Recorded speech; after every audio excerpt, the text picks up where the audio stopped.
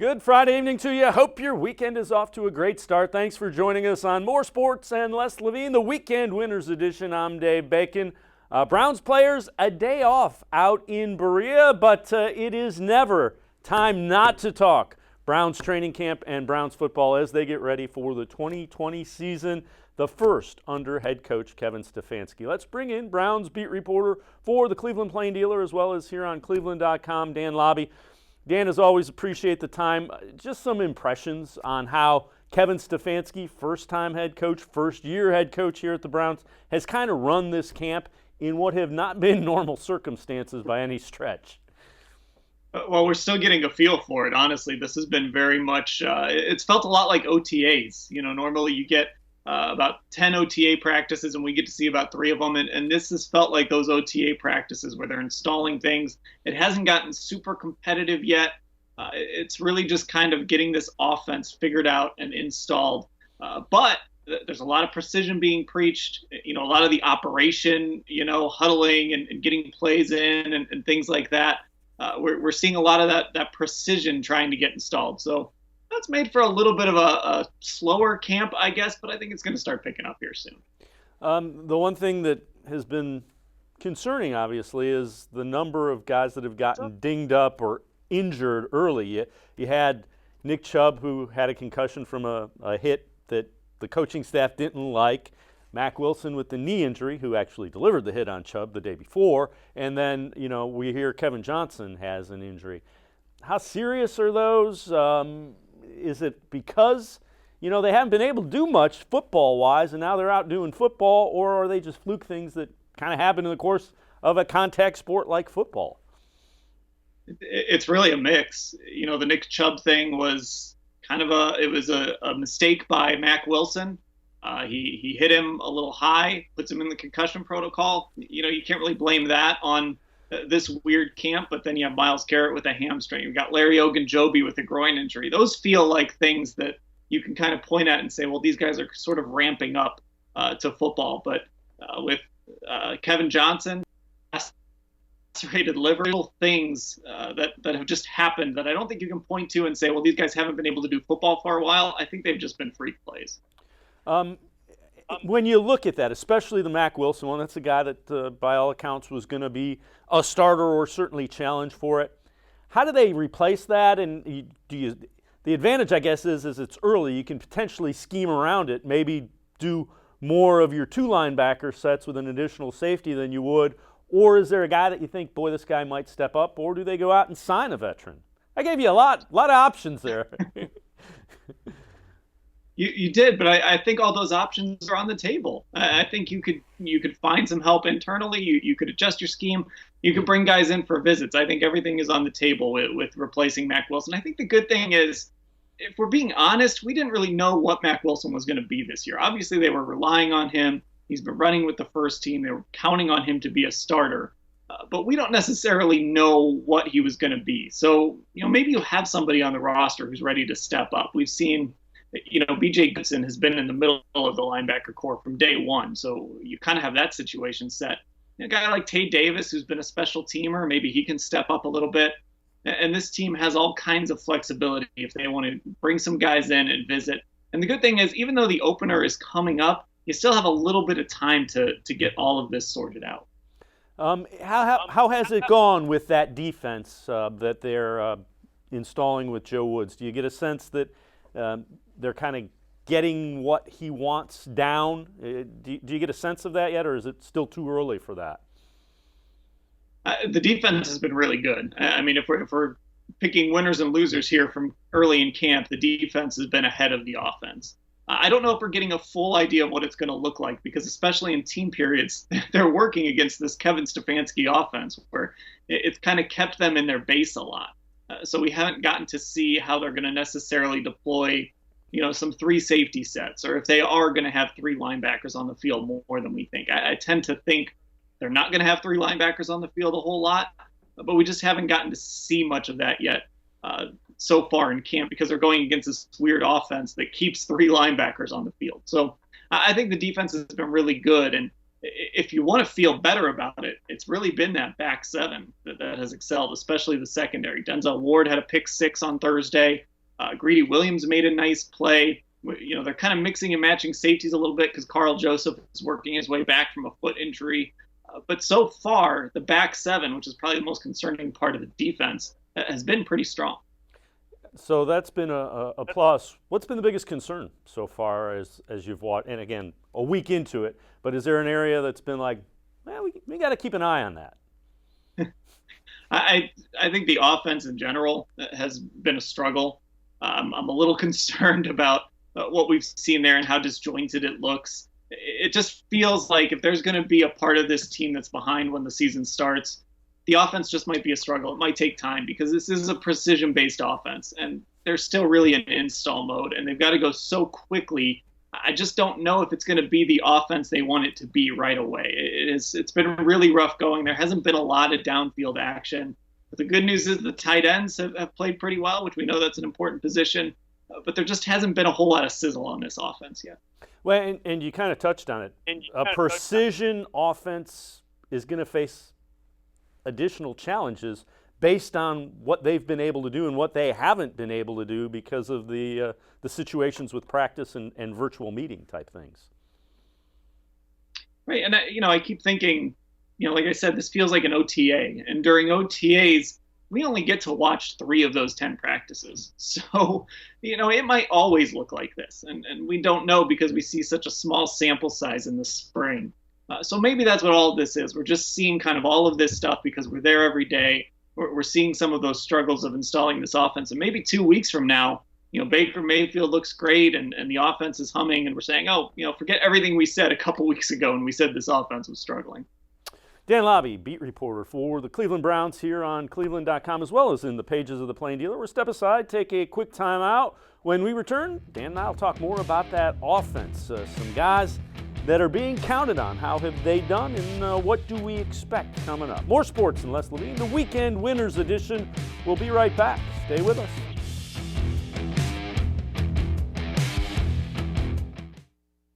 Presque Isle Downs and Casino has sports betting. Use one of our 50 state-of-the-art Bet America kiosks to place your bet and watch your favorite games on one of our many HD televisions or visit our sportsbook area. Only at Presque Isle Downs and Casino.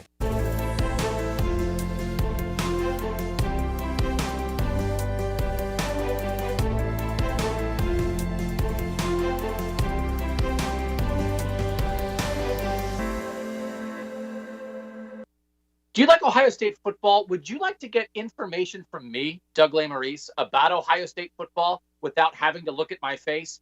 We have got the plan for you. Become an Ohio State text subscriber through cleveland.com. You send a text, 614-350-3315. What do you get?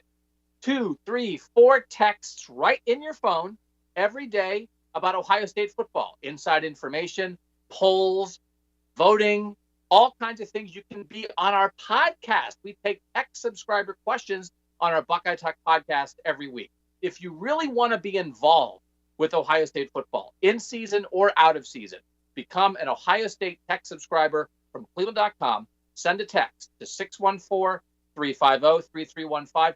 14-day free trial. What do you have to lose? $3.99 a month after that. 614-350-3315. I'll see you in your phone. Tri-C is here for you. Now more than ever, you need a post-secondary education. So I encourage you to start your journey here at Tri-C. The majority of fall classes will take place online, but we've added a variety of formats to meet your learning needs, and we've taken many steps to keep you safe on campus. Whether you're ready to get started or your 4-year plans have changed, Tri-C is where futures begin.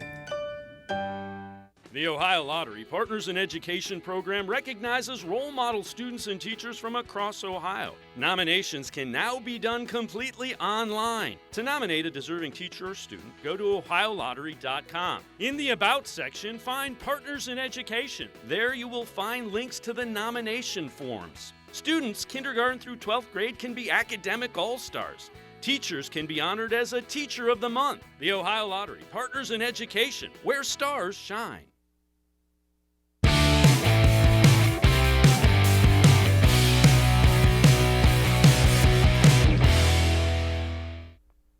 More sports and less Levine. The weekend winners edition continues. Dave Bacon and Dan Labbe will rejoin us, the beat reporter for the Browns here on cleveland.com, as well as in the pages of the Plain Dealer.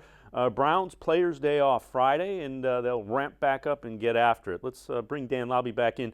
Dan, a lot was made of this offense, and one of the keys is going to be Jedrick Wills. First time he's going to take an NFL snap at left tackle or play left tackle at all will be his first snap in the NFL. Not exactly an ideal situation. What have you seen from Jedrick Wills as we've seen that adjustment to left tackle? It's been a little bit of a struggle here and there. There's been some good moments where you've seen him, be able to shut a guy down, or maybe he gets beat initially and then he's able to recover and kind of save the situation. But there's been other times where he's just gotten beat. We're seeing those growing pains out in front of us. And, we watched some one-on-one drills the other day, and, you could see there were some moments where he looked really good and others where you kind of were a little nervous. So I think that's going to be just the growing pains with Jedrick Wills. And your hope is by week one, when you're facing Baltimore, that we're not going to see those growing pains, that we're getting all of those out of the way here very, very early. And then they figure out how to give him any help he needs from a tight end or a blocking back, whatever it is, and they're going to be okay come week one. But right now, it's just been a little bit up and down. Well, and that's probably to be expected because flipping sides means he's got to set up differently. His foot alignment is different. Everything is flipped. So you would think that you want it to be a reaction, and he's got to learn, muscle memory and all that. The other thing that's kind of concerning is, have you heard any more about J.C. Tretter? It was very, very nebulous by design, just that he had a procedure. If he is unable to go, that's obviously a big loss for that offensive line. Yeah, that's really concerning because now you're throwing two rookies out there, including one at a very important position. And look, J.C. Tretter has shown a lot of toughness in his time as a Cleveland Brown. A couple years ago, he played through a high ankle sprain that was just brutal. It's an injury that keeps guys out usually for at least 4 weeks. He didn't miss a snap all season long. So if anybody can come back from whatever this procedure was to clean out some stuff in the knee and play, it's going to be J.C. Tretter. And the other good thing is Tretter's a guy that is going to know what it takes to get ready. So this isn't a rookie who's never done it before. He's going to be ready week one if he's healthy enough to play. But you hate the idea of having Jedrick Wills out there and then Nick Harris and really the only two guys you really know anything about on that line are Joel Bitonio and Jack Conklin. And you're going against a Baltimore defense that's going out there looking to prove that these Ravens are the best team in football. That's what they want to show everybody, and they're going to be ready to go week one. The other thing, a lot was made of Baker Mayfield, new mechanics, and how has he looked? Have you been able to see, a difference in the way he sets up and how he's doing things mechanically? Well, he definitely looks different. All this talk of him being in better shape, it's true. He looks like he's in better shape. He looks quicker. As far as the mechanics, I think that's part of, again, the reason this offense has been just a little bit off. I think he's still trying to figure some of that stuff out. But you do notice some of it. You notice that new footwork, and you notice what Alex Van Pelt is trying to get out of him. And now it's just about putting it all together. So he's missed on some throws. He's been a little high here and there. He hasn't necessarily connected with Odell Beckham and Jarvis Landry over and over again and made some of the tough throws. That's really the next step now. We need to see that. And once that starts happening, we're going to be talking about this offense very differently, just because Baker Mayfield has frankly just missed throws in this camp. And I think a lot of it has to do with learning the offense, learning new footwork. I don't think there's any reason to necessarily be worried just yet. The other thing, both Odell Beckham Jr. and Jarvis Landry coming off-season injuries. From the indications that we've seen, the video that we've seen, when they've been in, they've looked really good. I mean, has that been accurate? Yeah, for sure. And Odell Beckham made a great catch on Thursday where he went up and out-jumped two defenders and came down with a deep pass. Jarvis Landry is just Mr. Reliable. He made a catch yesterday, and just kind of shrug. It was a really good catch in the end zone and in red zone drill, and you just kind of shrug because it's Jarvis Landry and it's what he does. So he hasn't been able to be out there every day since they've gotten in pads, but when he is out there, you notice him. And for as much as we talk about guys that Baker Mayfield relies on, Jarvis Landry really is that guy. He's so important to this offense because him and Baker have such a strong connection.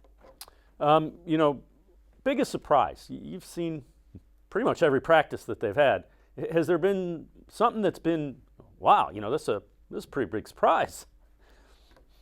I don't know if there's been a huge surprise necessarily, but I'll say this, Kevin Johnson, the reason the Kevin Johnson injury is so tough is because he got off to such a great start in camp. And, I honestly didn't know a lot about him. I know he's a former first-round draft pick. He's here on a one-year deal, but he was really good early in camp. So that's a guy that I would maybe qualify as a surprise. And now, MJ Stewart, a guy they claimed off waivers, has kind of stepped in and played well.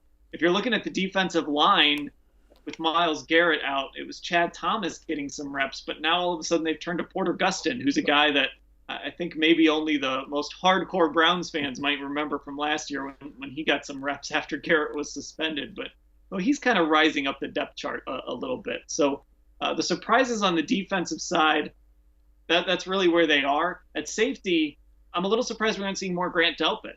Carl Joseph is starting when he's been able to be out there, and then it's Andrew Sendejo starting. So I'm a little surprised we haven't seen more Grant Delpit yet. The other thing that you keep hearing whispers that Ngakoue from Jacksonville is going to be dealt, that they're getting close, they have offers. Do you think the Browns are involved in those conversations, or do you think the big deal to Garrett kind of takes them out of that? I can't imagine anybody, there's only a handful of teams that could take on a contract like that, and the Browns are one of them. Right, and I know the Browns, at least at one point, were interested, and I'm sure that they would want to have a chance to put a package together if Jacksonville is really saying, okay, now we're going to do this. The only issue is I just don't know what this front office, how far they'd be willing to go to give up draft picks and things like that. They're really going to value that ability to add talent through the draft, and to give up, let's say, a first-round draft pick. I think that's a lot. I think they really look at those first-round picks and they see those as ways to get a player who can come in and contribute right away. You control them for 5 years, cost control. This roster is going to start to get expensive. I think those are things that they really think about. So, listen, if they get a chance to make an offer for Ngakoue, I'm sure they will, but I just don't know if they're going to be willing to part with what it'll take to get him. Yeah, as you get a little bit more of a talented roster, those first-round picks, you can't miss on them the way previous regimes have, because as you said, eventually this roster outprices itself and you got to make some tough decisions. Let's step aside, take one more time out. So one more segment coming up with Dan Labbe, Browns beat reporter here on cleveland.com, as well as in the pages of the Plain Dealer. We'll talk to Dan about what to expect next week from training camp with the Cleveland Browns. More sports and less Levine. The Weekend Winners Edition will be right back. Stay with us.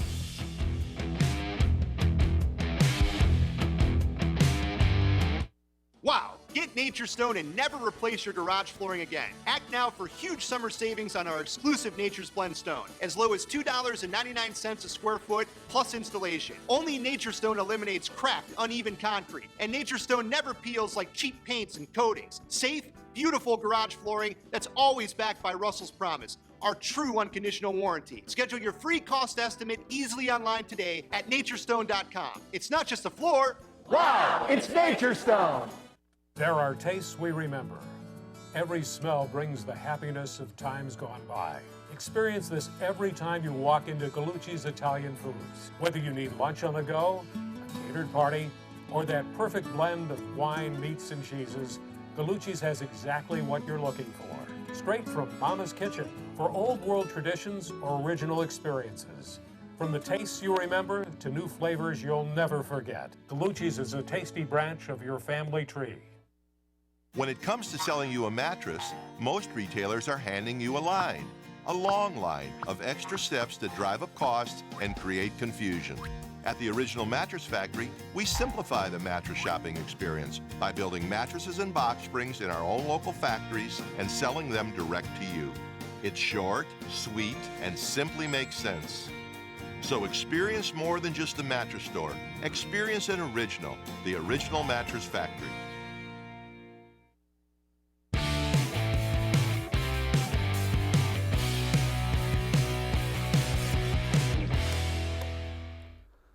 Welcome back to More Sports and Less Levine, the Weekend Winners Edition. We continue to talk about Browns football players with a day off of training camp on Friday. They'll get back at it Saturday, though. Let's welcome back in Dan Labbe. He is the Browns beat reporter here at cleveland.com, as well as in the pages of the Plain Dealer. Dan brought in a number of veteran kickers, Nick Folk, Cody Parkey, who was here, of the Miami Dolphins 3 missed field goals fame. They brought in 4 veterans. And remember, they took Austin Seibert really high in the draft. Is that an indication? Yeah, we're looking to make sure we have somebody really solid. Kai Forbath was another one of the veterans as well. Right. Well, Kevin Stefanski said it was due diligence, and I think there's a part of that certainly is true, because we're in a situation where, let's say Austin Seibert were to return a positive test on a Saturday. Now you've got to scramble and get a kicker in here who can kick field goals for you right away. We saw it with Cody Parkey a few years ago. He flew in the day of a game and missed 3 kicks in an overtime loss for the Browns. So you've got to make sure you've got some names that you can call up and say, hey, we need you in Cleveland and we need you here tomorrow because we just lost our kicker for a few days. So that's part of it. But I also thought it was interesting yesterday when Austin Seibert was kicking, somebody standing directly behind him watching him kick was GM Andrew Berry. So, actions speak louder than words sometimes. I don't think they're necessarily looking to move on from Austin Seibert, but I think there's not another kicker in camp right now. And maybe they want to just send that message to him, hey, there's not a competition for you right now, but we need you to keep working, keep getting better, and make sure that we can trust you when the chips are down and the season starts. Well, yeah. I mean, how do you create a pressure kick in training camp? You bring in 3 veteran kickers, and you have the GM stand behind the kicker. I mean, that truly, I would buy that. I would buy that as a reason. We want to see how you kick under pressure. We can create pressure for a kicker, and I would think that would, if I was kicking, that would create some pressure for me. Yeah, if I saw, well, you had a bunch of kickers come in for tryouts, and now my GM is right back there watching to see if I can put it through the uprights directly behind me.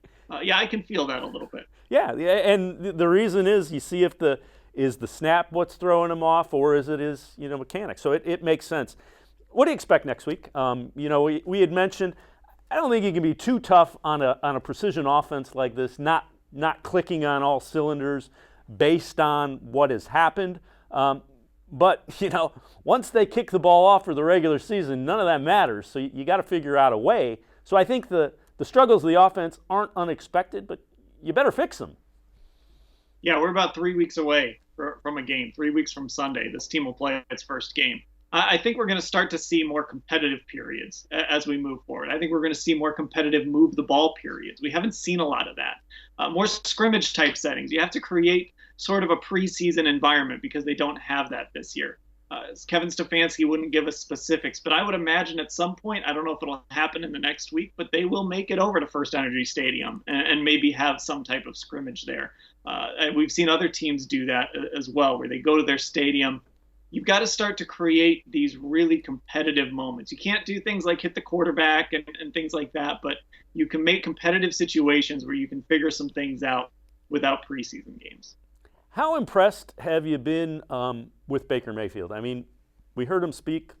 We've seen, actions speak louder than words sometimes. He's been in shape. He's trying to do everything mechanically that the new offensive coordinator / quarterback coach, whatever you want to call Alex Van Pelt, wants him to do. He's trying to be the franchise quarterback that he looked like after year 1.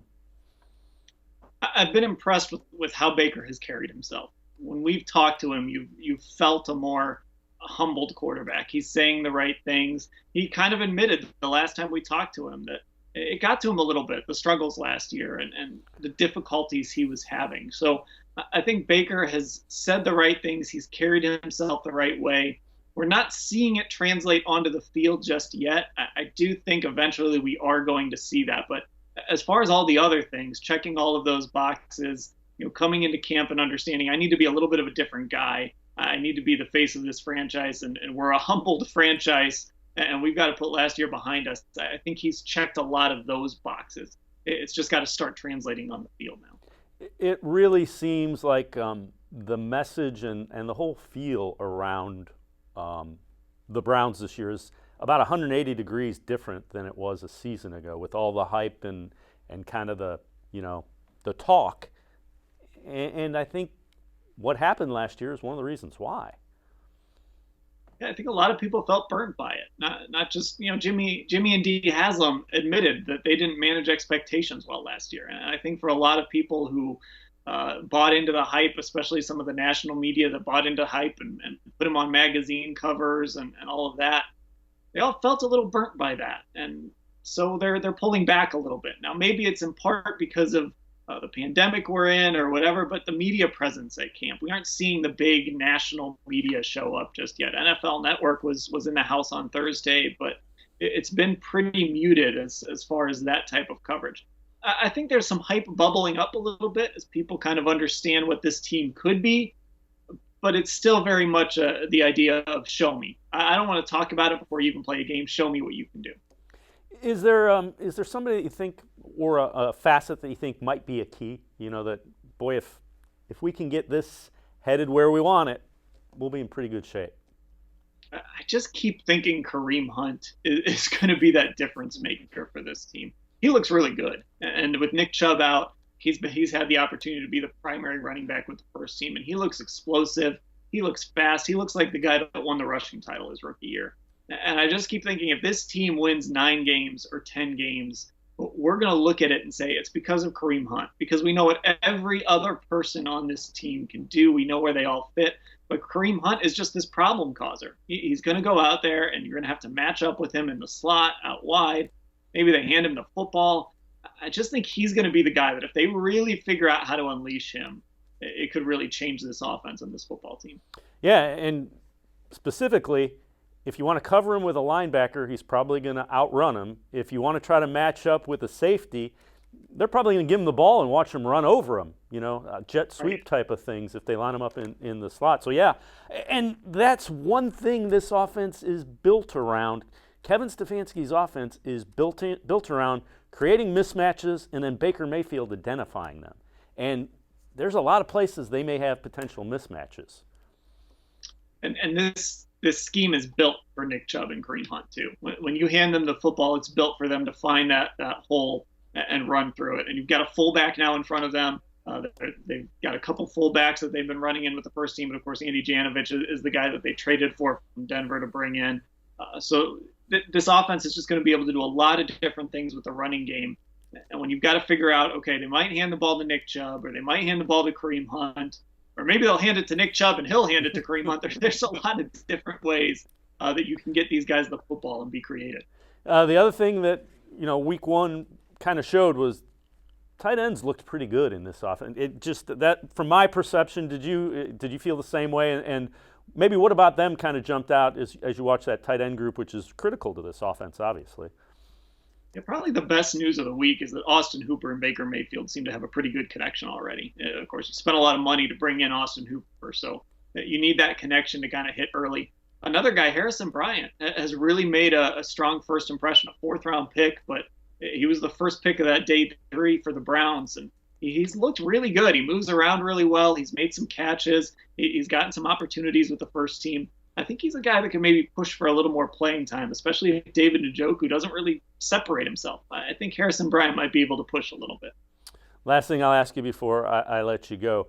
Do you think the Browns are done, or do you think there might be either a free agent type signing or the trade for Ngakoue or somebody else kind of that creeps up where it's like, boy, they added that?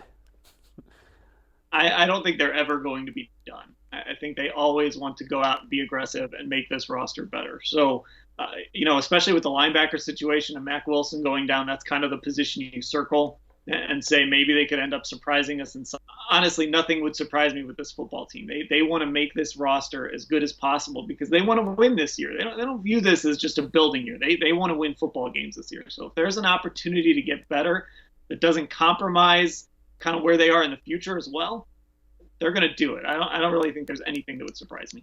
And I lied. One more thing to get your reaction to. I know you're surprised by that.